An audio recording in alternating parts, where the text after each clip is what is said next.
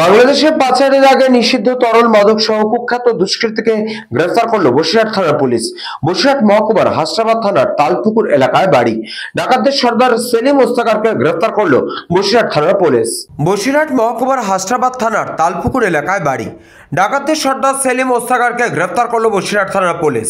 Police সূত্রে জানা যায়, রাজ্যের 7টি জেলায় বর্ধমান, আরামবাগ, বিধাননগর, শান্তিপুর সহ একাধিক এলাকায় ডাকাতি, ছিনতাই, রাহাজানি চালাতো এই ডাকাতের দল। রাজ্যের বিভিন্ন থানায় একাধিক অভিযোগ রয়েছে এই দুষ্কৃতীর বিরুদ্ধে। পুলিশ তদন্তে নেমে কয়েকজন দুষ্কৃতীকে গ্রেফতার করে। তাদের কাছ থেকে জানতে পারে ডাকাত দলের সর্দারের বাড়ি হাসনাবাদ থানার তালপুকুর এলাকায়। তার খোঁজে তল্লাশি চালায় পুলিশ। গতকাল রাত্রে 5 লিটার তরল মাদক ও 50 বোতল ফেন্সিডিল সহ ভারত বাংলাদেশ ঘোজাডাঙ্গার সীমান্ত রোড থেকে গ্রেফতার করে বসিরহাট থানার পুলিশ। ধৃতকে দিন বারাসাত জেলা আদালতে তোলা হবে এবং পুলিশের পক্ষ থেকে 8 দিনের পুলিশি হেফাজতে নেওয়ার আবেদন জানাবে আদালতের কাছে। ব্যুরো রিপোর্ট, নিউজ বঙ্গ টাইম।